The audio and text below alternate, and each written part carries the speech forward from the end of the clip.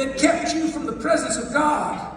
And he took every promise that was in the Word of God for your life, and he anchored it right behind the anchor of God's promises. And he said, as long as you have faith in God, and you hold on with expectation to hope, you may drift, and you may toss, and you may turn, and you may seem like you're getting a long way from where you started, but if you've got a hold of hope, sooner or later that hope is going to pull you back to the anchor that you're solid in, to the Word that has never failed you, to the thing that God has promised you.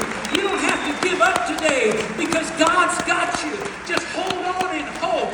It doesn't matter what you go through. You've got an anchor that says you can go through a storm of sickness and you're anchored to a healer. You can go to a place of need and you're anchored to a provider. You can go to a place of loneliness and you're anchored to a friend that's closer than a brother. And then whenever you start to pull on this rope, you don't get farther away from him. When you start to pull on this rope, he brings you back into his presence where there is the fullness of joy, and at the right hand there are pleasures evermore.